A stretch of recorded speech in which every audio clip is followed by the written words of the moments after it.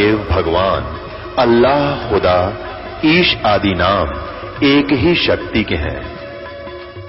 वो कैसा है, कहां है, कैसे मिलता है, किसने देखा है? ये प्रश्नवाचक चिन्ह पूर्ण रूप से हटाने के लिए अवश्य सुनिए जगत गुरु तत्वदर्शी संत रामपाल जी महाराज के अमृत वचन, सर्व पवित्र धर्मों के पवित्र शास्त्रों के आधार पर। अपने आत्माओं अध्यात्म ज्ञान का तो भी छींट भी नहीं थे अपने पास।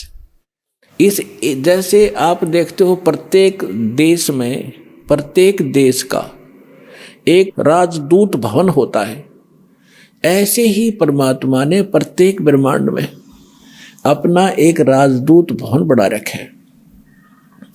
और जो यहाँ ऐसा कहता है कि मैं तो ऐसे ऐसे भगवान कबीर साहब का भक्त हूँ और आप मेरा निर्णय, मेरा कोई अकाउंट नहीं कर सकते, तो परमात्मा कहते हैं कर्म भ्रम ब्रह्मंड के मैं पल में कर हूँ नेस, 1 मिनट में नष्ट कर दूंगा तेरे, तूने ये बकवास जो इस जीव से करवा रखी है, तूने करवाए सारे उल्टे कर्म इससे, अज्ञान भर के इसके अंदर। और जिसने मेरा नाम लिया, मेरी दुहाई दी के इस हृदय से जो पुकारेगा वहाँ के, मैं तो भगवान कबीर साहब का शिष्य था, उनका बच्चा हूँ, आप मुझे कैसे ले आई यहाँ पर? तो उनको मेरे पास, मेरे राजदूत भवन में करो हमारे पेश, तो उसका अकाउंट भी नहीं लेना, खबरदार। परमात्मा ने यहाँ तक बोल दिया, करम भरम ब्रह्मांड के मैं पल में करहूँ नेश, यानी क्रॉस कर दूंगा, उन पर कांटा लगा दूंगा। जिन हमरी दो ही दई सो करो हमारे पेश। कहाँ तक इन परमात्मा गारंटी ले रहे हैं? शिव मंडल ब्रह्मापुरी तो विष्णु लोक में हो, हमरे गुण भूले नहीं तो आण छुटाऊं तो। होय होय।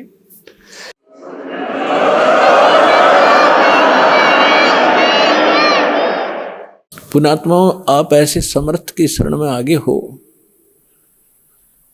आपका कोई कुछ नहीं बिगाड़ पाएगा, लेकिन आप सावधानी बरतना, दृढ़ रहना, संसार के इस बहाव में बहना नहीं। तो कितनी गारंटी दे रहे परमात्मा। जैसे दास बहुत बार बताता है, शिव मंडल ब्रह्मापुरी में कौन जाओगा? वो भोला जाएगा जिसने 1-2 वर्ष 4 वर्ष या नाम लेकर सारी साधना कर ली, वो उसका पुण्य इकट्ठा हो गया प्रत्येक मंत्रों का। अब वो फिर उसको काल कैसे ठगेगा? विष्णु लोक में जाएगा, विष्णु जी के मंत्र आपको दिए जाते हैं, इतना गजब का मंत्र है। एक का मंत्र का घना लाभ रहता है, 108 डेली करते हो तो वहां जाके विष्णु के लोक में आपका अलग से व्यवस्था की जाएगी। इतने धनी हो गए आप इस मंत्र से। और विष्णु के लोक में देवता बन जाओगे, रेस्ट हाउस में, वहाँ रेस्टोरेंट बना रखा है जैसे स्वर्ग के इसका, वहाँ रहोगे और जेब कटेगी आपकी। और आपका वहाँ ये गुण याद आ जाए कि हम तो गलती कर गए, हमने तो पूंजी अपनी खराब नहीं करनी थी, हमने तो इस सतलोक जाना था, या गलती बन गई। कहते वहाँ भी अगर हृदय से पुकारेगा 2 व्यक्ति जो गुरुद्रोही ना हुआ हो, गुरुद्रोही वो होता है नाम भी छोड़ जा और गुरु जी की निंदा करता अंडे जगह जगह घूमे, वो उसका तो नाश परमानेंट हो गया, वो तो खत्म सदा के लिए, कभी मनुष्य जीवन भी नहीं पाएगा आगे से, बहुत युगों तक। और जो वैसे अनजानपने में या गफलत काल करवाई देता कोई ना कोई, वो व्यक्ति, और वहां जाकर इस ज्ञान से उसको जरूर आभास होगा कि हमने तो वहां जाना था और यहां हम के बन गए।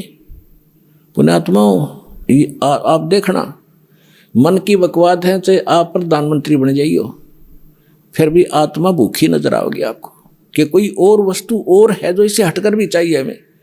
तो वहां जाकर के वो आभास होगा कि हमने तो वहां जाना था और ये तो हमने ये सुविधाएं तो प्राप्त नहीं करनी थी, ये तो हमारा नाश हो रहा है। कहते वहां भी तो हृदय से पुकारेगा परमात्मा, कबीर जी हे सतगुरु गलती बन गई मुझ नीच से, छुटवाओ मुझे। कहते शिव मंडल ब्रह्मापुरी चाहे विष्णु लोक में हो, हमरे गुण भूला नहीं तो आण छुटाओ तो, तुझे वहां से छुटवा लाऊंगा। और फिर पुनः जैसे ही भक्ति युग चल रहा होगा तो पुनर्जन्म दिवा देंगे, और भक्ति युग समाप्त होने के बाद तो फिर बात गड़बड़ हो जाती है उसको भी। लेकिन जैसे फिर भी मालिक ने छुटा लिया, कहाँ रखेंगे? राजदूत भवन में रखेंगे। और वहां आपकी पूंजी को नाश नहीं होने देंगे, क्योंकि वहां भगवान के दरबार का, भगवान से फ्री सारा वस्तु मिलेगी आपको। लेकिन फिर आपको पुनः फिर जन्म दे देना पड़ेगा, क्योंकि मोक्ष तो यहीं से होगा। तो फिर नए सिरे भक्ति करोगे, गुरु के प्रति श्रद्धा रखोगे, ये सारी मर्यादा रखोगे, तो काम बहुत बढ़ गया। फिर आपका पृथ्वी पर जन्म दिया जाएगा तो आपके अंदर वही तीनों गुणों का दबाव होगा। आपके साथ इतने गजब के पुण्य होंगे, आप पूरी पृथ्वी के राजा बन जाओगे। राजा बनोगे, फिर भगवान आएंगे, समझाएंगे, रे क्या कर रहा है, ये रास्ता ठीक नहीं, तो को नहीं सुनोगे आप। हमने धक्के खाते आ रही, तो इतना संग जन्म हो गया, हमने अब भटकता नहीं, हम सुनते नहीं भगवान की। पाप को सुनाने का तरीका दाता ने यूं अपनाया कि कलयुग में यूं कति पूंजी हीन हो लेगा, भक्ति इसकी रह को ना, इसकी दुर्गति शुरू होगी, और यूं सब जगह धक्के खा लेगा। जिन पूजाओं को श्रेष्ठ मानता था और जिन भगवानों को समर्थ मान रहा था, वहां भी इनको सहारा नहीं मिलेगा। फिर मेरे पास आएंगे तो यहाँ तो मालिक है, समर्थ है, आते सुख भी दूंगा, इनकी बुद्धि ठिकाना होगी, हाँ भगवान है तो यहाँ है। और फिर इनको मंत्र सुनाऊंगा, इनको फिर से चार्ज करूंगा। लेकिन पुण्यात्मा, वो समय घना बढ़ा दिया आपने, तो यह गलती इब का ना करियो। नाम लो, दृढ़ रहो और भक्ति करो, कल्याण करवाओ।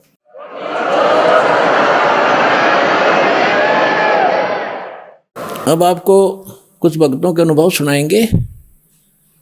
पुण्यात्मा, सत्संग सुनने के लिए तरसा करते थे, हम भटकते थे, कहीं सत्संग नहीं था, टाइम पास कर रहे थे, जीवन नाश कर रहे थे। आपको सत्संग मिल रहा है, और जो भी भगत अनुभव सुना उनको सुनना सुनेगा। नमस्कार सर। सत साहेब। क्या शुभ नाम है जी आप जी का? सब सुनील दास नाम है मेरा सर। सुनील दास जी, कहाँ से आए आप? मैं भिंड से आया हूँ, ग्राम रमा, जिला भिंड है सर। सर क्या काम करते हैं आप? सर मैं अहमदाबाद में कलर का काम करता हूँ। सर परम संत सतगुरु रामपाल जी महाराज की शरण आने से पहले आप कौन सी भक्ति करते थे?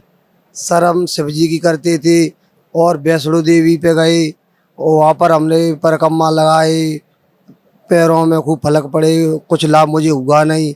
फिर वहाँ से हम बैरावल सोमनाथ गए, और वृंदावन गए, वहाँ परिक्रमा लगाने से भी कुछ लाभ नहीं हुआ। जेब में हमारे पैसे पड़े, पैसे और चोरी हो गए। और फिर वहाँ से हम सब देवता निवाल है, फिर उसके बाद में हम यहाँ आए। सर ये जो आपने भक्ति की, परिक्रमा लगाई, इससे आपको कोई लाभ नहीं मिला, फिर आप परम संत सतगुरु रामपाल जी महाराज की शरण में कैसे आए?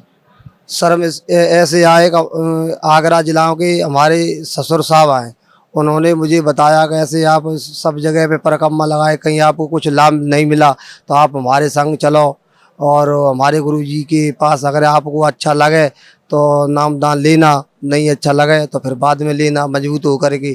तो हमने कहा ठीक है चलेंगे।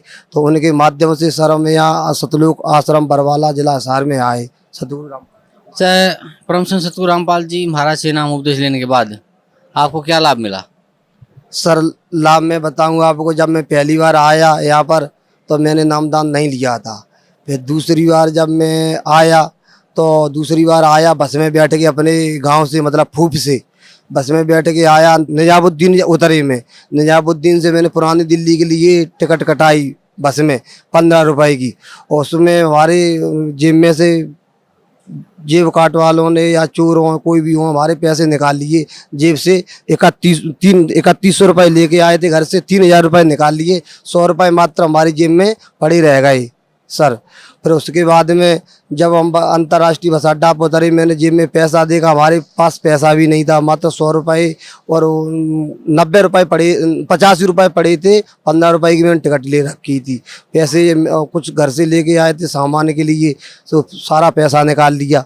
उसके बाद में फिर हमारे रिश्तेदार रहते हैं धारूईड़ा के पास एक भिवाड़ी गाँव है, भिवाड़ी सिटी है।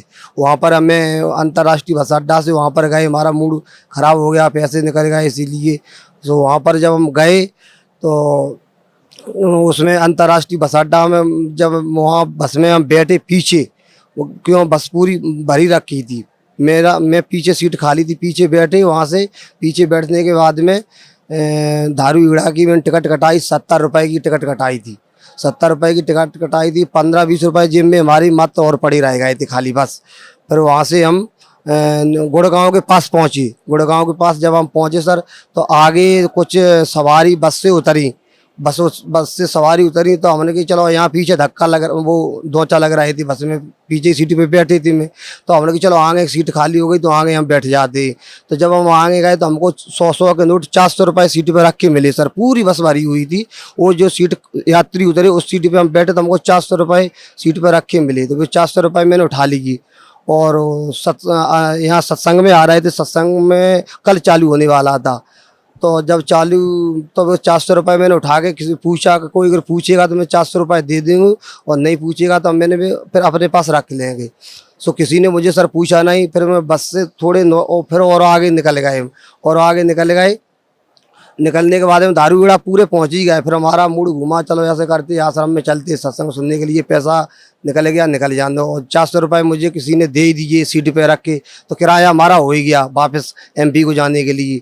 तो फिर हम वहाँ से रेवाड़ी गए, रेवाड़ी से हम सीधे भिवानी होते हुए सतलोक आश्रम बरवाला में हम आए। तो यहाँ पर सर हमने सब लोगों को बताया, अपने साथ वालों को, भगत जी को बताया कि ऐसे ऐसे हमारे साथ में घटना हुई है। और उस घटना के बाद में फिर हमने गुरुजी से बात ही अपनी कही कि ठीक है बेटा निकल गए, निकल जाने दे, कोई दिक्कत नहीं। वहाँ से फिर हम अपने घर पहुँचे और 7 या 8 दिन बाद मुझे बीच रोड पे मोटरसाइकिल में चला रहा था, 2 हमारे पीछे बैठे थे हमारे गांव के ही। 10,000 रुपये का बंडल सा 100 के नोट का हमको मिला वहाँ पर। जब वहाँ से फिर हम अगले सत्संग में तीसरी बार हम फिर यहाँ आए, हमने गुरुजी को बात बताई और भक्तों को बात बताई कि ऐसे ऐसे मुझे पैसे डले मिले रोड पे। तो उनने बोला कि पाठ करवा देना, हमने पाठ करवा दिया, पैसे हमको मिले, और तो ये हमको लाभ यहाँ आश्रम में हुआ। सर, भक्त समाज को क्या संदेश देना चाहते हैं आप? भगत समाज को हम संदेश ये देना चाहते हैं, भाइयों बहनों को और बुजुर्गों से मेरी हाथ जोड़ के प्रार्थना है। मैं हाथ जोड़ के प्रार्थना करता हूँ कि तत्वदर्शी संत रामपाल महाराज बरवाला जिला हिसार में आए हुए अपना नामदान लो और कल्याण कराओ। धन्यवाद आपका, बहुत बहुत धन्यवाद। नमस्कार सर। सर साहब जी। क्या शुभ नाम है जी आप जी का? सर जी मेरा नाम मुरारी दास। कहाँ से आए हैं आप? जिला दौसा, राजस्थान से। सर, परम संत सतगुरु रामपाल जी महाराज की शरण में आने से पहले आप कौन सी भक्ति करते थे? सर मैं सतगुरु रामपाल जी महाराज की शरण में आने से पहले मैं हनुमान जी की भक्ति करता था और मतलब देवी देवताओं की पूजा करता था। तो जो भक्ति आप देवी देवताओं करते थे, हनुमान जी करते थे, उस भक्ति से आपको क्या लाभ मिलता था? सर इस भक्ति से मेरे कुछ भी लाभ नहीं हुआ। परम संत सतगुरु रामपाल जी महाराज की शरण में आप कैसे आए? सर मेरे ऊपर देवी देवताओं की परेशानी बहुत ज़्यादा आई हुई थी। 8-10 साल से मैं देवी देवताओं से परेशान था। जब से मैं छठी क्लास में पढ़ता था तो उस समय मेरे देवी देवताओं की परेशानी लगी हुई थी। जब से मैं 10th क्लास में पढ़ने लगा उस समय से मेरे को देवी देवताओं की परेशानी बहुत परेशान करने लगी।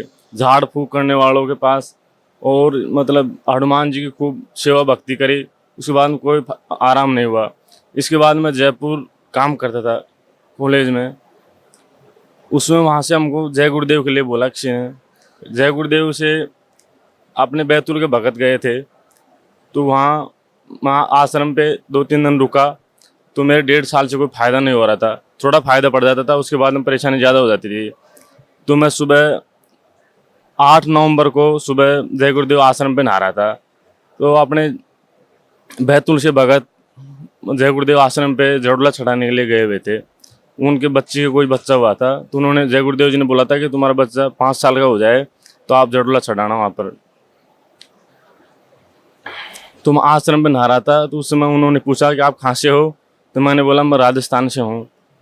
तो आपको मैंने उन्होंने कुछ नहीं पूछा, मैंने बताया कि यहाँ पर जय गुरुदेव जी के देव देवताओं भूत प्रेत की परेशानी बहुत जल्दी ठीक हो जाती है, तो मेरे फ़ायदा नहीं हो रहा। तो उन्होंने बताया कि आप वहाँ चलो, हरियाणा चलो, संत रामपाल जी महाराज के चलो और आप 1 दिन में बिल्कुल ठीक हो जाओगे। तो मैंने मना कर दिया क्योंकि मेरे को यहाँ के बारे में कुछ पता नहीं था, मैंने टेलीविज़न में नहीं देखा था।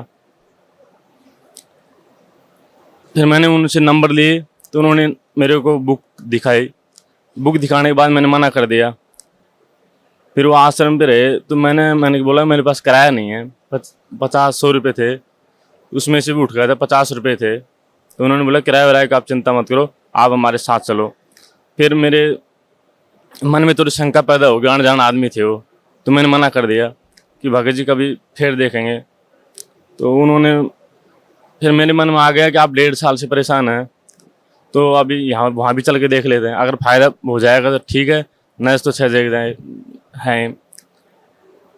फिर उनके साथ में वो तो आश्रम से बाहर निकले और मेरे मन में मतलब बहुत बड़ी खुशी हुई, और मैं गीले कपड़े थे उनको रख करके आश्रम से बाहर बहुत तेज़ से दौड़ा हुआ वहाँ आ गया।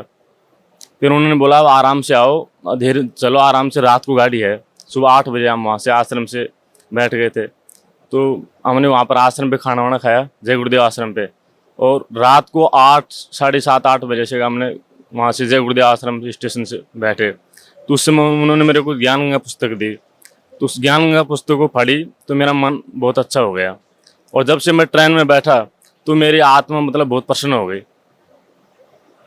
फिर यहाँ मैं आकर के 9 नवंबर को सुबह नामदान लिया। सर पहले आप जय गुरुदेव में थे और आपकी जो भूत प्रेत की बात थी वो ठीक नहीं हो रही थी, फिर आप परम संत सतगुरु रामपाल जी महाराज से आपने नाम उपदेश लिया। तो जो भक्ति सतगुरु रामपाल जी महाराज ने आपको दी है, उस भक्ति से आपको क्या लाभ मिला? सर इस भक्ति से मेरे को सबसे बड़ा लाभ तो ये हुआ कि ये परेशानी थी, भूत प्रेत की परेशानी, ये धीरे धीरे शांत हुई थी। इसके बाद में मेरे जैसे भी शिक्षा के क्षेत्र में मैंने एक कोर्स कर रखा था अग्निशमन का, इसमें मेरे को सफलता नहीं मिली थी। इसमें भी केस लग रहा था कॉलेज वालों के, तो वो रिजल्ट बनता 1.5 साल से, तो वो रिजल्ट भी आ गया परीक्षा का, सर उसमें मेरे को सफलता मिल गई। इसके बाद में सर मैंने मतलब बीए के कई साल के पेपर ड्यू थे, वो क्लियर नहीं हो रहे थे, इस वजह से देव देवता की परेशानी वजह से। इस साल मैंने झूठ नहीं मिलता, मैंने 2-3 दिन के पढ़ के करके तैयारी दी है, वो सारे पेपर क्लियर हो गए। और अभी एक मतलब मेरा चेस्ट शरीर इतना पतला हो जाता था तो मेरा शरीर नहीं फूलता था बिल्कुल भी।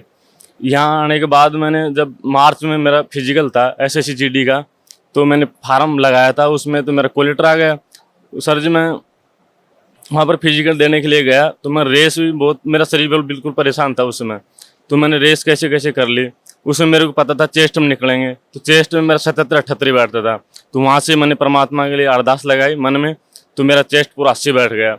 और जो फिजिकल भर्ती करने वाले थे उन्होंने बोल दिया तुम्हारा चेस्ट नहीं बैठेगा, 78 बैठेगा, जो CRPF के जवान वगैरह थे। तो वहाँ मैंने चेस्ट ना पाया, तो उन्होंने मेरा पूरा 80 बैठाना। तो उसके बाद में सर जी अब मैंने एग्ज़ाम दी है, तो एग्ज़ाम में पेपर बढ़िया हुआ है। सर भक्त समाज को क्या संदेश देना चाहते हैं आप? सर जी मैं भक्त समाज को यही संदेश देना चाहता हूँ कि सतगुरु रामपाल जी महाराज पूर्ण रूप से परमात्मा हैं, और इस 21 ब्राह्मण में किसी के पास भी सत साधना नहीं है सतगुरु रामपाल जी दास महाराज के अलावा। और मैं यही संदेश देना चाहता हूँ कि जल्दी से जल्दी नाम ले और अपना आत्म कल्याण करवाए। जी धन्यवाद आपका, बहुत बहुत धन्यवाद। नमस्कार सर। सर भगत जी, क्या शुभ नाम है जी आप जी का? नाम संतोष, भक्त संतोष दास, गांव चुन्हा, ग्राम पोस्ट चुन्हा, थाना जसो, तहसील नगौद, जिला सतना, मध्य प्रदेश। सर परम संत सतगुरु रामपाल जी महाराज की शरण में आने से पहले आप कौन सी भक्ति करते थे? पूर्ण संत गुरु रामपाल महाराज जी की शरण में आने से पहले हम भक्ति करते थे दुर्गा जी की, तो वो अपने से ही मतलब रुचि अपने से ही करते थे, तो उसमें हमको बस यही गुस्सा, क्रोध, अहंकार आता था। यहाँ तक आ गया था कि मतलब हमको हमारी मति इतनी मतलब इष्ट हो गई थी कि हम फांसी लगा के मरने के लिए भी तैयार हो गए थे। परंतु इसके ये होने के बाद ये जब झूलना बाकी था तो उसे गुरु जी की कृपा पहले हुई वहाँ पे, तो मेरे मन में आया कि चलो ये मनुष्य तन नहीं मिलेगा बार बार, चलो घर चलो। वहाँ से मैं चला आया घर में आया, 4 दिन में यहाँ घर में रुका, तो जो जिस कारण से तकलीफ होती थी वो कांटा परमात्मा गुरुजी वहीं निकाल दिए। सर परम संत सतगुरु रामपाल जी महाराज की शरण में आप कैसे आए? ये टीवी वगैरह चलता था, देखते थे थोड़ा बहुत, भगत जी गुरुजी का अपना चैनल थोड़ा सा ना देखे और फिर अपने गांव के भी आए थे भक्त लोग, तो उनके मोबाइल में सब गुरु जी का सत्संग रहता, सत्संग सुने तो मन में बहुत जमा अपने हृदय में मन की बात बहुत खुला लगी। अभी अपने को लगा कि जीवन अपना सफल हो गया। फिर इसके बाद जब ये मन में आ गया तो सोचे कि चलो जाएंगे। पहले सोच रहे थे कि पत्नी को भी साथ में लेके जाएंगे, भक्तमती को, लेकिन भक्तमती ने यही कहता था कि हम नहीं जाएंगे, जो आपको करना है करो, चाहे यहाँ तक कि छोड़ भी दोगे तो कोई अर्ज नहीं है। मैं बोला कि होगा, मेरे को तो जाना ही है, आप जाओ चाहे ना जाओ। मैं गुरुजी के शरण में अभी 6-7 माह हुआ है, तीसरी आई लगी है। अभी आया, जुड़ गया था, उसी पहली बार ही आया था, लेकिन आने के बाद यहाँ मेरे को ऐसा लाभ हुआ गुरुजी कि गुरुजी ने भक्तमती को भी यहीं ला दिए पहली बार ही। और मेरे मन में जो क्रोध उठता था, अहंकार था, वो भी कुछ समाप्त कर दिए गुरुजी। अब फिर भक्तमती भी यहीं आ गई। फिर भक्तमती के साथ में घर गया वापस, तो वहाँ वो भी सही है। अब जो और माता पिता भी क्रोध ऐसा लड़ा झगड़ा करती थी, तो वो भी माँ भी अभी इस सत्संग में आई थी, वो भी आके होके गई। अब पिताजी भी आ जाएंगे, मेरे को पूर्ण विश्वास है, गुरुजी की कृपा से पूर्ण विश्वास है। भक्त समाज को क्या संदेश देना चाहते हैं आप? ये अपने भक्त समाज को, गांव में जितने भाई हैं, अपने जितने भी संसार में भक्त समाज हैं, सभी भक्त समाज से नम्र निवेदन से प्रार्थना गुरुजी की कृपा से यही करता हूँ कि ये देरी मत करें, ये छोड़ दें कि हम हैं, करते हैं। हम तो एक पग भी नहीं चल सकते, उनके आदेश से ही सब कुछ होता है। उनका आदेश ना हो तो एक पग भी हम कैसे भी नहीं चल सकते, बोल भी नहीं सकते, यहाँ तक कि कुछ भी नहीं कर सकते हैं उनके आदेश बगैर। तो ये हम छोड़ दें कि हम कर रहे हैं, ये छोड़कर गुरु जी के शरण में आए। और बस इतनी ही प्रार्थना करता हूँ, अपना नाम जुड़वाएं और समझें गुरु जी का ज्ञान। ये भी नहीं कि ऐसे नाम जुड़वा लेना, समझें और समझ के उसका सही गलत का फैसला भी करें, और फिर इसके बाद अपना कल्याण करवाएं, अपना भक्ति करें। और जितने भी बताते हैं गुरु जी मर्यादा, वो मर्यादा जरूर करें। यदि मर्यादा नहीं करेंगे तो कुछ नहीं होगा। धन्यवाद आपका, बहुत बहुत धन्यवाद।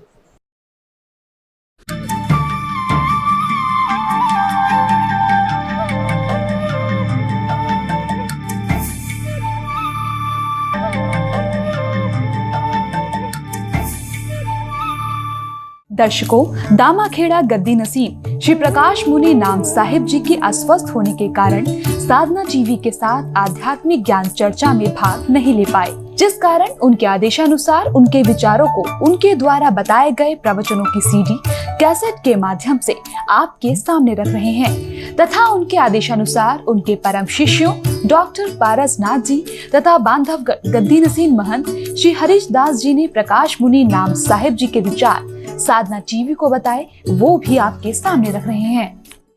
नमस्कार, मैं हूं आपके साथ नेहा शर्मा और आप देख रहे हैं हमारा विशेष कार्यक्रम आध्यात्मिक ज्ञान चर्चा। आइए शुरुआत करते हैं कार्यक्रम की और जानते हैं विचार जगत गुरु तत्वदर्शी संत रामपाल जी महाराज, सतलोक आश्रम बरवाला, जिला हिसार, हरियाणा, बनाम कबीर पंथी संतों तथा महंतों के विचार। आपका इष्ट देव कौन है? हम सभी कबीर पंथियों का इष्ट है सदगुरु कबीर साहेब ही को ही हम सब इष्ट मानते हैं। तो आपके अनुसार परमात्मा साकार है या निराकार है? देखिए, परमात्मा का स्वरूप जो हम कहते हैं वह तो सदा निराकार ही होता है। पूर्ण गुरु या सतगुरु की पहचान हम कैसे करेंगे? देखिए, पूर्ण गुरु या सदगुरु की पहचान तो हमें अपने चिंतन से, अपने बोध से, आपके जीवन में जब किसी के उपदेश से या किसी के दर्शन से आपको ऐसा लगता है कि मेरे अंदर कोई चेतना जागृत हुई, वही उसकी पहचान है, और कोई दूसरी पहचान नहीं हो सकती। उसी पहचान से ही आपको ये निर्णय करना पड़ेगा कि मेरे लिए ये सदगुरु के रूप में। जी, कबीर साहिब जी ने आदि नाम और सरनाम जो बताया है वो क्या है? क्या आपके अनुसार वस्तु है या कोई और चीज? नहीं, सदगुरु के अनुसार से शब्द नित्य होता है जी, शब्द का नाश नहीं होता है जी। और साहब कहते हैं हम इस संसार में हमारा आना भी शब्द स्वरूप में हुआ, क्योंकि शब्द का नाश नहीं हुआ जी। हम इसीलिए सदगुरु कबीर साहब कहते हैं हम न मरब मरी हैं संसारा, हमको मिला जियावन हारा। जो शब्द शक्ति है वो सदा विद्यमान रहती है, और हम शब्द शक्ति में विद्यमान रहते हैं जी। शब्दन विंसे विंसे देही कहें कबीर हम शब्द से नहीं, तो सदगुरु कबीर साहब शब्द की शक्ति और सत्ता को सर्वोपरि बताए जी। और उसका कभी विनाश नहीं होता। ये सदगुरु ने अपने परिचय के रूप में ये दिया। तो जी कबीर साहेब सतगुरु हैं या सतपुरुष है, इसमें कुछ भिन्नता है या नहीं? सदगुरु कबीर साहब सदगुरु के रूप में इस संसार में, ज्ञानी पुरुष के रूप में इस संसार में आए, इसलिए हम उसे सदगुरु के रूप में मानते हैं। तो इस सृष्टि की रचना के बारे में कुछ बताएंगे हमें? सृष्टि की रचना के विषय में जो साहेब के पंथ में जो ग्रंथ में चर्चा है जी। वो इस तरह से कि सतपुरुष की आज्ञा से निरंजन ने इस तीनों लोक की रचना की, ऐसा चर्चा है ना? तो सतपुरुष की आज्ञा से निरंजन ने तीनों लोकों की रचना की। तो कबीर जी ने कहा था कि जब धर्मदास जी से कहा था कि जब तक आपका वंश रहेगा तब तक मैं यानी कबीर जी इस धरती पर नहीं आऊंगा। देखिए, वंश का तात्पर्य होता है सदगुरु का वंश कहाँ विद्यमान होता है, क्योंकि सदगुरु तो कोई शादी विवाह या बच्चे या किसी प्रकार संसार के रूप में विद्यमान नहीं रहते। सदगुरु की शब्द जो शक्ति है जिस अंश में विद्यमान रहता है वही उसका वंश होता है। तो सदगुरु कबीर साहब ने कहा वचन माने सो हंस हमारा। हमारा हंस कौन है? जो वचन को मानता है। तो जब तक वचन की सत्ता एक शिष्य से दूसरे शिष्य में आता है वही उसका अंश होता है। तो ये धर्मदास साहब को सदगुरु कबीर साहब ने इसी सत्ता का संदेश दिया था जी। तो कलयुग में किस का नाम लेने से हमें मोक्ष की प्राप्ति हो सकती है?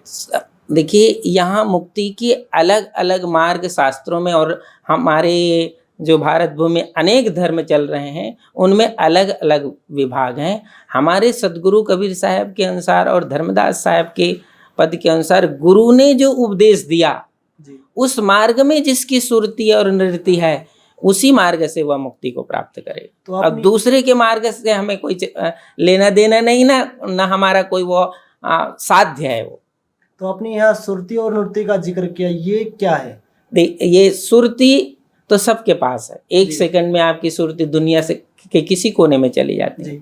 और शब्द है जो सदगुरु के द्वारा बताया गया मार्ग, उसको शब्द कहा जाता है। उस शब्द में यदि आपकी सुरती स्थिर होती है तभी वह सुरती उस शब्द स्वरूप, शब्द के माध्यम से उस स्वरूप में जाता है जहाँ जाए फिर हंस नहाए, भव सागर की धारा, संतो सो निज देश हमारा। ये इस तरह से सदगुरु ने शब्द के माध्यम से ये गति और मुक्ति का मार्ग बताया। अभी आपने सुने लहर तारा तालाब के गद्दी नसीन कबीर पंथी आचार्य श्री अर्ध नाम साहिब जी के विचार। और आइए अब जानते हैं दामाखेड़ा गद्दी नसीन कबीर पंथी श्री प्रकाश मुनि नाम साहिब जी के परम शिष्य बांधवगढ़ गद्दी नसीन महंत श्री हरीश दास जी द्वारा बताए गए प्रकाश मुनि नाम साहिब जी के विचार। महाराज जी, हमने सुना है खरसिया वाली गद्दी तथा इससे संबंधित लहर तारा बनारस वाली गद्दी भी दामाखेड़े संबंधित हैं। कैसे सारी गद्दियाँ यही से ही निकली हैं, सब यही से संबंध है। सब वंशनुमाई आज भी उन्होंने वंश गुरु की परंपरा को मानते हैं, वही नाम को मानते हैं। अभी आपने सुने दामाखेड़ा गद्दी नसीन कबीर पंथी श्री प्रकाश मुनि नाम साहिब जी के परम शिष्य बांधवगढ़ गद्दी नसीन महंत श्री हरीश दास जी द्वारा बताए गए प्रकाश मुनि नाम साहिब जी के विचार। और आइए अब जानते हैं दामाखेड़ा गद्दी नसीन कबीर पंथी श्री प्रकाश मुनि नाम साहिब जी के परम शिष्य डॉक्टर पारसनाथ जी द्वारा बताए गए प्रकाश मुनि नाम साहिब जी के विचार। तो आप जी के जो पूज्य गुरु जी हैं वर्तमान में जो प्रकाश मुनि नाम साहिब जी, वो अपना इष्ट देव किसे मानते हैं? वो अपना इष्ट देव कबीर साहब को ही अपना मानते हैं। डॉक्टर साहब, परमात्मा को साकार मानते हैं या निराकार मानते हैं? परमात्मा तो मतलब निराकार ही हैं, लेकिन हमारे यहाँ निराकार और साकार का झगड़ा ही नहीं है। गुरु के रूप में परमात्मा को देखा जाता है और उनकी पूजा की जाती है और वो गुरु को ही परमात्मा माना जाता है। आप जी श्री धर्मदास जी की परंपरा में आपके जो गुरु जी हैं वो श्री धर्मदास जी की परंपरा में कौन से नंबर के गद्दी नसीन हैं? वो हम लोगों के गुरु तो ये 14वें वंश गुरु थे। इनके प्रकाश नाम साहब के पिताजी और पंच श्री गिरधम नाम साहब, तो हम लोगों के वो गुरु थे और उन्हीं के पुत्र ये हैं, अब ये बैठे, ये भी हमारे गुरु हैं, आराध्य हैं। तो आप इनको अभी गुरु मानते हैं या गुरु भाई मानते हैं? नहीं, इन प्रकाश नाम साहब को गुरु मानते हैं। अभी आपने सुने दामाखेड़ा गद्दी नसीन कबीर पंथी श्री प्रकाश मुनि नाम साहिब जी के परम शिष्य डॉक्टर पारसनाथ जी द्वारा बताए गए प्रकाश मुनि नाम साहिब जी के विचार। और आइए अब जानते हैं जगत गुरु तत्वदर्शी संत रामपाल जी महाराज, सतलोक आश्रम बरवाला, जिला हिसार, हरियाणा के विचार। दंडवतम गोविंद गुरु बंधु अभिजन सोहे, पहले भये प्रणाम तिन नमो जो आगे होए। अब ये जैसे दामाखेड़ा वाले हैं, इनके सेवक से कोई पूछता है कि आपका गुरुजी कौन है, तो कुछ एज्ड व्यक्ति है, वो कहता है कि मेरे गुरुजी पंत श्री गिरधनाम जी हैं। और पंत श्री गिरधनाम जी श्री प्रकाश मुनि जो वर्तमान में दामाखेड़ा का महंत है, उसका पिताजी भी है और उनके गुरुजी भी हैं। फिर उनसे पूछा कि ये प्रकाश मुनि जो हैं वर्तमान के महंत जी दामाखेड़ा के, ये आपके गुरुजी हैं या गुरु भाई है? तो बोला भगत बिना ज्ञान के ऐसे बोला हुआ भाई, कहते ये मेरे गुरुजी हैं। अरीब तक गृध मुनि को क्या था, मेरे गिरधनाम मुनि मेरे गुरुजी हैं, अरीब का प्रकाश मुनि भी मेरे गुरुजी हैं। अब गिरध मुनि के शिष्य और पुत्र श्री प्रकाश मुनि, और उसी का गिरध मुनि का कोई और शिष्य, तो दोनों गुरु भाई हो गए, प्रकाश मुनि और वो गिरध मुनि का शिष्य। और फिर वो शिष्य ने कहा कि मेरा यो प्रकाश मुनि भी गुरु है। खा कर उसके ज्ञान को, धिक्कार ऐसे ज्ञान को। एक गुरु भाई, एक भाई और दूसरे अपने छोटे बड़े भाई ने कहा यो मेरा बाप भी है, यो भी मेरा बाप है, तो उस शराब में बोल सके क्या कति बोली बूझ। जब गुरु भाई को और फिर गुरु अपना उसने, वही नाम उसके पास, वही आपके पास, और दोनों के पास कख नहीं। अभी आपने सुने जगत गुरु तत्वदर्शी संत रामपाल जी महाराज, सतलोक आश्रम बरवाला, जिला हिसार, हरियाणा के विचार। और आइए अब जानते हैं दामाखेड़ा गद्दी नसीन कबीर पंथी श्री प्रकाश मुनि नाम साहिब जी के परम शिष्य डॉक्टर पारसनाथ जी द्वारा बताए गए प्रकाश मुनि नाम साहिब जी के विचार। कबीर जी ने सार नाम का वर्णन भी किया है, क्या ये सत्यनाम की ओर संकेत है या कोई और मंत्र है? हाँ, सार नाम जो है वो सार शब्द है, और वो गुरु दीक्षा में हमारे यहाँ हमारे पंथश्री आचार्य साहब देते हैं, और वो 5 शब्द देते हैं, 5 नाम। तो ये 5 नाम ही सार शब्द हैं।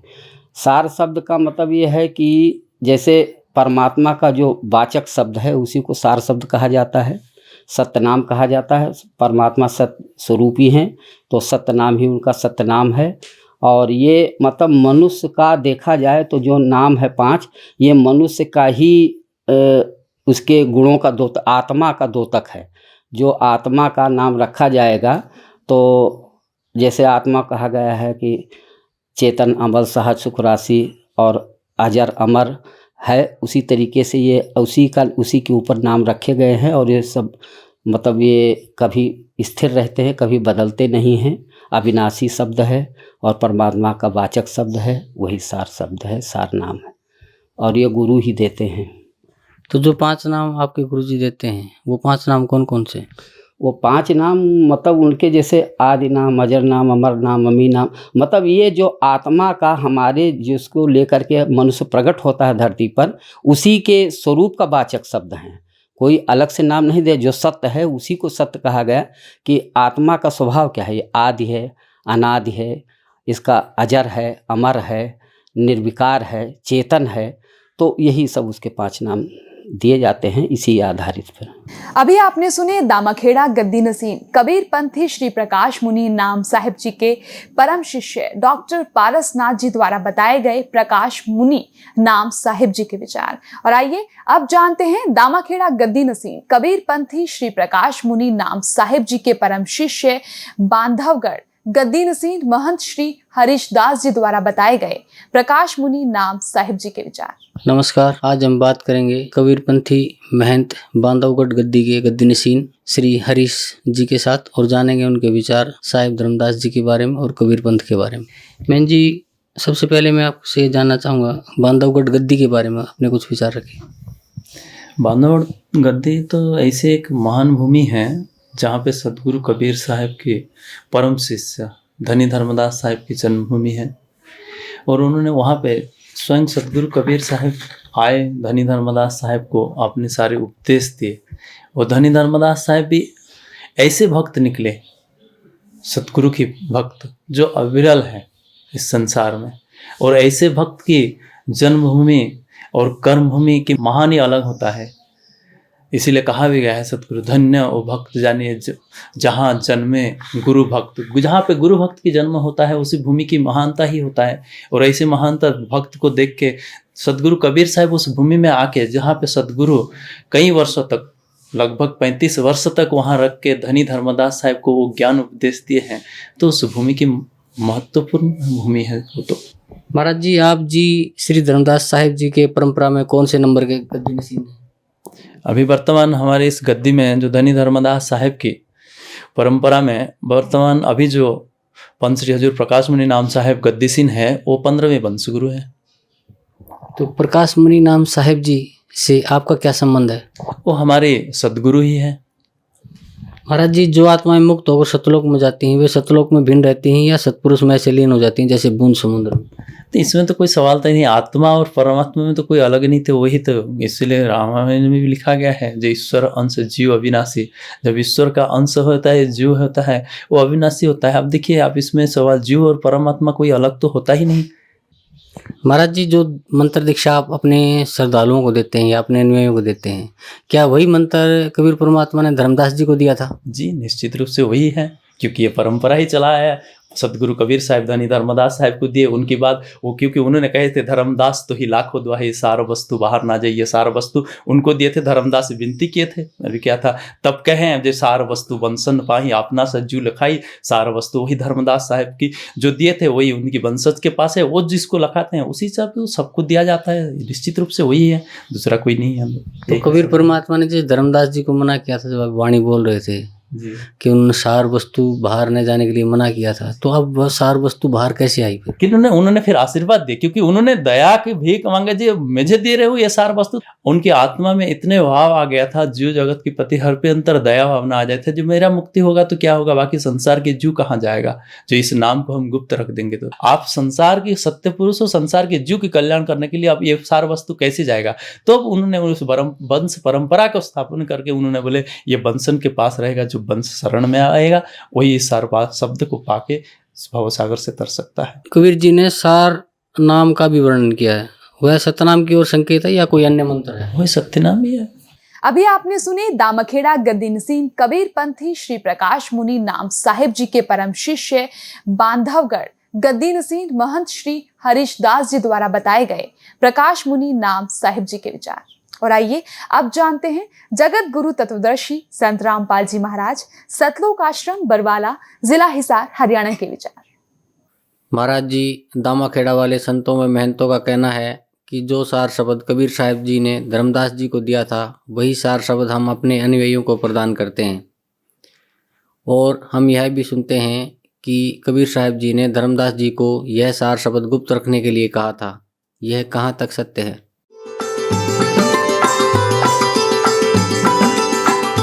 दंडवतम गोविंद गुरु बंधु अभिजन सोहे, पहले भय प्रणाम तिन नमो जो आगे ओए।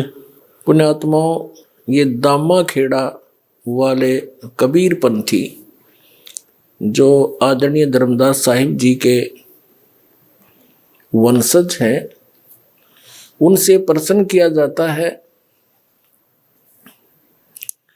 कि क्या आप वही नाम दान करते हो जो परमेश्वर कबीर जी ने आदरणीय धर्मदास साहिब जी को दिया था?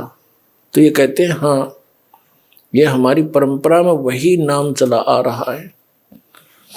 फिर इनसे प्रश्न करते हैं कि सार नाम, सतनाम, आदि नाम, सार शब्द ये क्या वस्तु है? तो ये कहते हैं जो हम मंत्र देते हैं, अदर नाम, अमर नाम, पाताल सिंधु नाम, कहते ये है वो सार शब्द, और यही सतनाम है, ये 5 नाम है।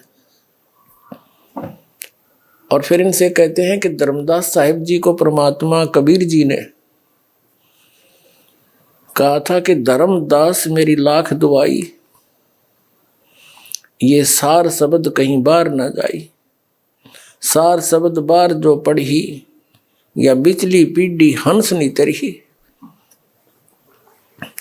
और सार शब्द तब तक छुपाई जब लग 12 पंथ मिट जाए। अपने आत्माओं ये कितना भ्रमित करते हैं। परमात्मा कबीर जी ने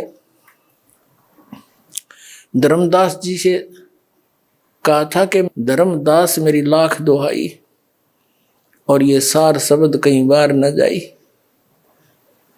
तो इनके पास कहां से आ गया?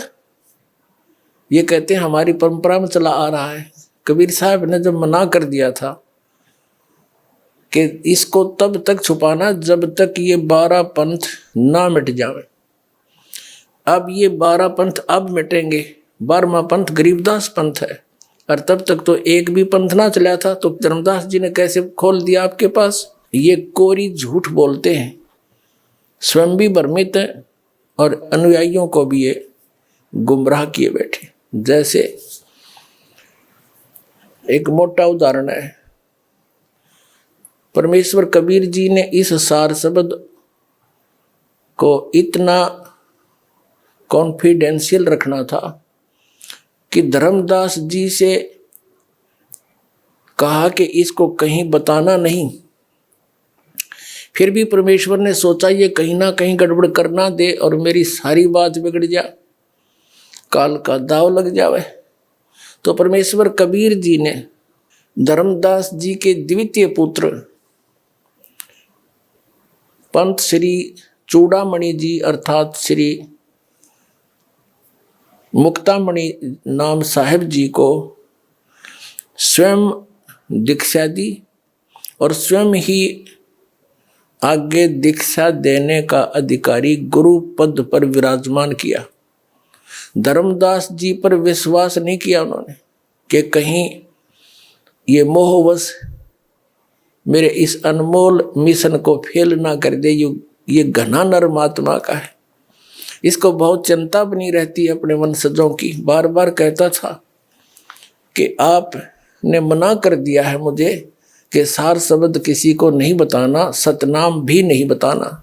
और आप जी ने परमेश्वर मुझे 42 वंश का वरदान दे दिया कि मेरी 42 पीढ़ी तक मेरा वंश चलेगा। तो ये कैसे पार होंगे? ऐसे कहकर घना मायूस हो जाता था। परमात्मा को पता था कि यदि इसको मैंने आगे नाम देने का आदेश भी दे दिया तो ये अवश्य काम बिगाड़ देगा। तो कबीर परमेश्वर जी ने उसको आगे ना तो नाम देने का अधिकार दिया किसी अपने भी वंशजों को, और अपने ही सामने कबीर जी ने और बहुत दूर ले जाके जगन्नाथपुरी में जहाँ बैठकर परमात्मा ने बहुत वर्ष पहले कबीर जी ने समंदर को रोका था और धर्मदास जी को ये बहाना बनाकर लेकर गए कि चलो तुम्हें वो स्थान दिखाते हैं जहाँ बैठकर मैंने समंदर रोका था। उस परिवार चले गए। फिर धर्मदास जी से कहा कि धर्मदास अब तो प्रस्थान कर जा, सतलोक जाना चाहता है? कहाँ जी जाना चाहता हूँ। कहते हैं जीवित ही समाधि दे दी उसको, जीवित समाधि ले ली, दोबारा उपदेश दिया, परवाना दिया। इस कारण से कि ये डगमग आदमी है, अरे सार शब्द ने कि तक खोल देगा। लिखवा दिया उससे, लिख दिया उसने पूरा इस कबीर सागर परमात्मा की वाणी में। ये प्रमाण है उन्हीं के सदग्रंथों में लिखा है। दामा खेड़ा वालों की एक पुस्तक है आशीर्वाद, उस पुस्तक में ये प्रमाण है। और ये स्वयं भी बताते हैं खुद कहते रहते हैं कि ऐसे ऐसे धर्मदास जी ने जीवित समाधि ली थी और कबीर साहब साथ जा करके उनको समाधि दिलाई थी जगन्नाथपुरी में। इसे सवसिद्ध है कि कबीर परमेश्वर जी ने इस सार शब्द को और सतनाम को कितना कॉन्फिडेंशियल रखा, और ये कहते हैं हमारे पास वही नाम है, खा के इनके पास झूठ बोलते हैं, स्वयं भी भ्रमित है और अन्य अनुयायियों को भी ये मूर्ख बना रहे हैं।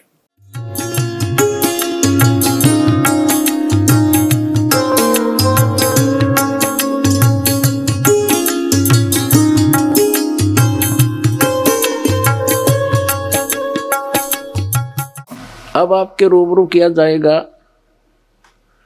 जो भक्तजन उपस्थित हुए हैं यहाँ पर, वो अपना कुछ आत्मकथा बताना चाहते हैं। परमेश्वर कबीर जी की शरण में आकर इस दास से ये सत साधना प्राप्त करके परमेश्वर कबीर जी से इनको क्या क्या उपलब्धियां हुई जो एक भगवान किया करता है। अब सुनिएगा इनके मुख कमल से। नमस्कार सर। साहेब, क्या शुभ नाम है जी आप जी का? गोपाल दास मणिपुरी, ग्राम भनोरा, जिला बेमेतरा, छत्तीसगढ़। सर क्या काम करते हैं? खेती किसानी करते हैं। सर परम संत सतगुरु रामपाल जी महाराज से नाम उपदेश लेने से पहले आप कौन सी भक्ति करते थे? ऐसे तो मैं अपने जन्म कबीर पंथ ही घर में हुआ है और मैं दामा खेड़ा हनुमाई धर्मदास का वंश आचार्य प्रकाश मुनि के अंदर था, परंतु मेरा मन शांति नहीं था। हमारे घर में कबीर साहब के नाम से चौका हर साल हर वर्ष होता था। हमारे घर में बहुत दुख पहुंचा। छोटे छोटे थे तब से हमारा माता पिता बहुत दुख उठाते थे। कभी हमारे जानवर मर जाते थे, कभी हमारे बहन गुजर जाते थे, फिर भी हमें शांति नहीं मिला। तो फिर भी प्रकाश मुनि को मानते रहे, सत्यनाम सत्यनाम कहते रहे, लेकिन गुरु भी बनाया। वो गुरु ने नहीं पहचान किया, जैसे पूर्ण परमात्मा सदगुरु संत रामपाल जी महाराज बताते हैं। सर जो आप दामाखेड़ा से बता रहे हैं आप जुड़े हुए थे प्रकाश मुनि नाम साहिब जी से, आपने नाम उपदेश ले रखा था, तो वो क्या भक्ति बताते थे आपको? जैसे प्रकाश मुनि से नाम साहब का जो पंजा अधिकारी महंत था, उससे मैं दीक्षा लिया था। हड़वा का महंत मोहन दास जी महंत, उसने जब गुरु दीक्षा किया तो बोला कि सत सुकृत आदि अजर अमर, यही नाम जीवन सो काम, खोलो कुंजी खोलो कपट, पांच छिले मूल की धार, धर्मराज अजर मुख खोला, यही नाम दिया था। फिर सर आप परम संत सतगुरु रामपाल जी महाराज की शरण में कैसे आए?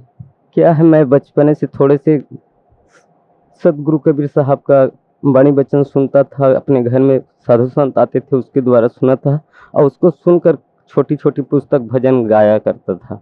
धीरे धीरे मैंने रामचरितमानस में जाकर एक वक्ता के रूप में बैठा और वक्ता करते करते ग्रंथ में अनुराग सागर का प्रचार में लग गया। उसके बाद तो भी से मेरा मन संतुष्ट नहीं हुआ। फिर दूसरा गुरु किया, उस गुरु का नाम था चतुरदास मानिकपुरी महंत, बेमेतरा के पास अतरिया गांव का। उसने मुझे 5 नाम दिया, उस नाम का मैंने जाप किया। उस नाम में था ओहम सोहम कोहम पोहम जोहम, इस नाम का मैं भक्ति करते था। फिर भी उसके बाद मेरे जीजा ने बोला कि आप वक्ता बन बैठे हो, लेकिन आपको गुरु का आशीर्वाद नहीं है। फिर मुझे झटका पहुंचा और उसने बोला कि आप साधना चैनल पे, ये 2010 की बात है, साधना चैनल पे आप देखना कि वहाँ 8 बजे सदगुरु रामपाल जी महाराज के रूप में एक संत आता है और वो प्रमाणित कर कर पूरे सारे ग्रंथ का प्रमाण दिखाता है। जब मैं देखा उसी दिन मेरा आत्मा को पूरा शांति हुआ कि यही है संत जो मैं बचपन से खोज रहा था। क्योंकि मुझे हमारे गांव में आसाराम बापू का पंथ वाला बोला कि आप आसाराम बापू के पास चलो और आप नाम दीक्षा लो। मैं उन भक्त को बोला कि आसाराम बापू जो प्रवचन करता है, जो सत्संग में भजन गाता है, वो तो पूरा कबीर साहब का वाणी है, मैं उसके शरण में नहीं जा सकता हूँ। और जिसके अंदर मेरा हृदय झुक जाएगा वही मेरा पूर्ण परमात्मा है। जब उस दिन टीवी में सदगुरु संत पूर्ण परमात्मा संत गुरु संत रामपाल जी महाराज को दर्शन किया और उसका प्रवचन सुना, उसी दिन से मैं निज दिन दूसरे के कह के घर में जाकर वो टेलीविज़न के द्वारा, टीवी के द्वारा सत्संग सुनता रहा। फिर मैंने यहाँ आने के लिए, बरवाला आश्रम आने के लिए पैसा धीरे धीरे करते करते और एक दूसरे से सहयोग लेकर फिर मैं दूसरे अपने जीजा जी को बोला कि जीजा जी आपको मेरे साथ कहीं जाना होगा। तो बोला कहाँ जाएंगे। मैं उसको बताया कि टीवी में ऐसा ऐसा संत आता है और संत मेरा निवारण कर सकता है। फिर मेरा जीजा कहा ठीक है तू कहता है तो मैं आपके साथ जाऊंगा। मैं फिर समय बताया कि इस दिन मैं नागपुर आ रहा हूँ और आप मुझे वहाँ ले जाना और आप टिकट कटाना। फिर हम दोनों आए और जैसे यहाँ आए तो यहीं पर परमात्मा दर्शन दे रहा था। परमात्मा ने दूर से हमें पहचान लिया कि आज नए आए हो, धन्य तुम्हारा भाग। उसी दिन कहा परमात्मा आप तो सब कुछ जानते हैं। फिर परमात्मा सदगुरु रामपाल जी महाराज से नाम दीक्षा लेकर फिर उस नाम का सुमरन करते करते मुझे 2 महीना गुजर गए। सर, परम संत सतगुरु रामपाल जी महाराज से नाम उपदेश लेने के बाद आपको क्या लाभ मिला? सदगुरु पूर्ण संत रामपाल जी महाराज से नाम लेने के बाद मेरा जो पारिवारिक जीवन में चलाने में जो असमर्थ था वह सुधार हुआ और धीरे धीरे मैं अपना परिवार का सुधार करते करते सबसे पहले मैं टीवी लिया। 7,000 का टीवी लेकर सदगुरु पूर्ण संत परमात्मा सदगुरु रामपाल जी महाराज का कथा प्रवचन सुनता रहा। उसी बीच में मुझे काल ने एक रात को सपना में आया और काल ने सपना में आकर दाढ़ी रखा था, काला सा था, हिष्ट पुष्ट। उसने मेरा इस नाभि पे एक क्षण का एक सिरा दबाया और एक सिरा मुख में दबाया। देखता हूँ तुम्हारा गुरु कितना पावरफुल है। फिर मैं उस समय घबरा गया। घबराते घबराते सदगुरु जो रामपाल जी महाराज ने जो नाम दिया था उस नाम का प्रथम नाम इस रूप में जो मिला है उस नाम का याद हुआ। उतने में वो काल ने पसीने हो गए। फिर उस समय काल ने छोड़ा। उसके बाद फिर मैं एक मवेशी, एक जोड़ी बैल बांधा। बैल बांधने के बाद मैंने खेती किसानी में तन मन धन लगाकर फिर कमाने लगा और इसके आदेश अनुसार के नियम का पालन करते करते मैंने अपना परिवार में चलाने में समर्थ हुआ। आज गुरु यही मुझे पूर्ण मिला जो गुरु का प्रमाण बताते हैं सब संत लोग। गु यानी अंधकार को प्रकाश में ले जाने का नाम ही गुरु है। लेकिन आज मुझे सच्चा प्रकाश, सच्चा परमात्मा से मेल दिखाने के लिए यही पूर्ण परमात्मा है जो आज मैं उनकी शरण में 2012 से जुड़ा हूँ और ये मेरा 7वां बार है। सर, परम संत सतगुरु रामपाल जी महाराज से नाम उपदेश लेने के बाद आपको काफ़ी लाभ मिला। पहले आप जो भक्ति करते थे उससे आपको कोई लाभ नहीं मिल रहा था। तो सर, भक्त समाज को क्या संदेश देना चाहते हैं आप? भक्त समाज को तो मैं प्रथम यह संदेश देना चाहता हूँ क्योंकि हमारे छत्तीसगढ़ में प्रकाश मुनि के नाम दबाव के नाम से कोई नहीं आना चाहता है यहाँ। वह तो कहता है कि हमें कहता है कि वो भटक गए और उसने भटक गए कहता है और उसको खुद शुगर बीमारी हो चुका है। जो हम यहाँ से गया जनवरी में नाम लिया और जनवरी मांग के महीने में पूर्णिमा वहाँ मेला लगता है। उसी समय मंच में बोला प्रकाश मुनि नाम साहब जी ने कि मुझे शुगर का शिकायत है। हमें ये पूर्ण संत परमात्मा सदगुरु रामपाल जी जो भजन के एक पंक्ति बताते हैं कि सारा जग रोगी अरे सदगुरु वैद्य न जाने। आज स्वयं जिन डॉक्टर बताते हैं और अन्य संत को झोला छाप डॉक्टर की उपमा देता है जो प्रकाश मुनि नाम साहब आज खुद रोग से ग्रस्त है।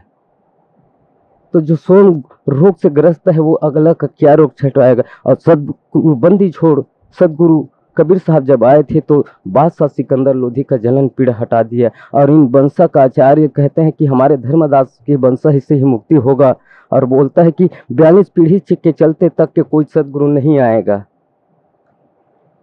और तो फिर मैं जवाब दिया कि गरीबदास को क्यों बाद में मिला, जब धर्मदास को पहले नाम दिया था तो गरीबदास को क्यों दिया। और आपका कबीर सागर में लेके जब मैं यहाँ से जाने के बाद पूरा कबीर सागर का खोज किया और मिलाया, पूरा प्रमाण मिला। धर्मदास तो है लाख दुहाई सार शब्द कहीं बाहर न जाए, सार शब्द यदि बाहर जाए बिचली पीढ़ी हंस नहीं करे।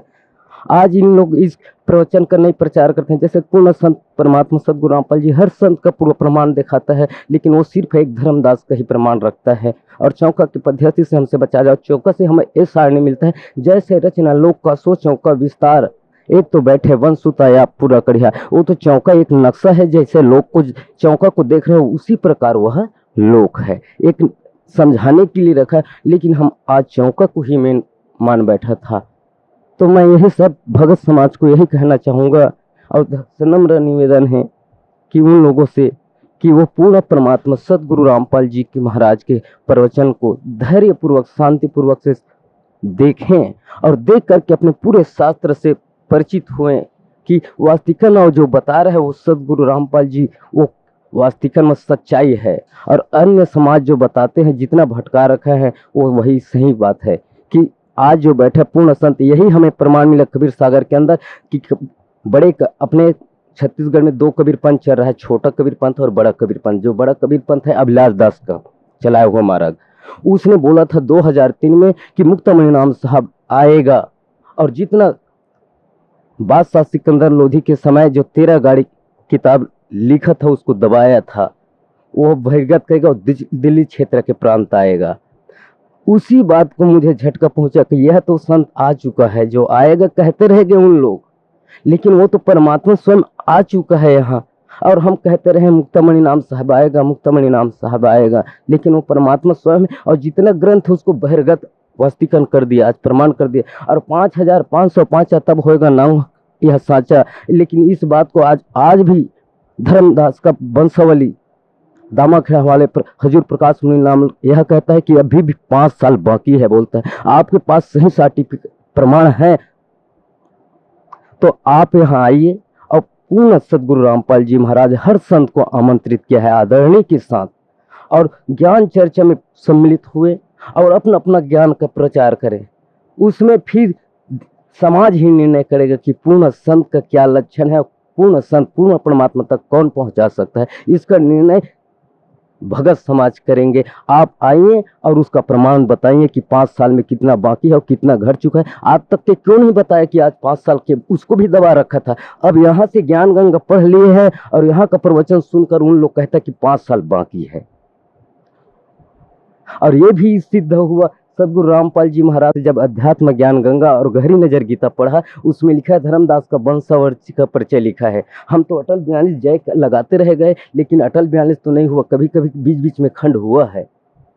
तो फिर आपका सिद्धांत तो गलत हुआ, एक बात। दूसरी बात यह है कि वंशा का नियम है कि 25 वर्ष और 20 दिन से न अधिक न कम।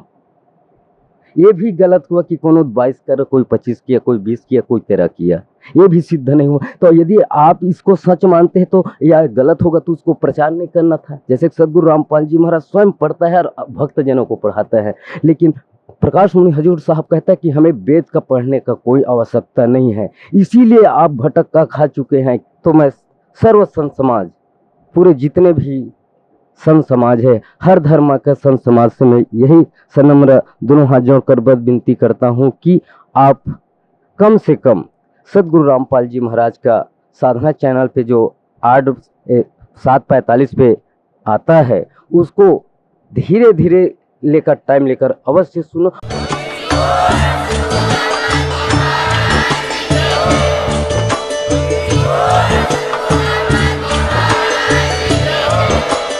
आप सुन रहे थे जगत गुरु तत्वदर्शी संत रामपाल जी महाराज जी के मंगल प्रवचन। अधिक जानकारी के लिए विजिट कीजिए हमारी वेबसाइट www.jagatgururampalji.org। संत रामपाल जी महाराज जी के शुभ आशीर्वाद से पूरे विश्व भर में 500 से भी ज्यादा नाम दीक्षा केंद्र हैं, जिन पर संत रामपाल जी महाराज जी द्वारा ऑनलाइन निशुल्क नाम दीक्षा दी जा रही है। अपने नजदीकी नाम दीक्षा केंद्र का पता करने के लिए संपर्क करें 8222880541।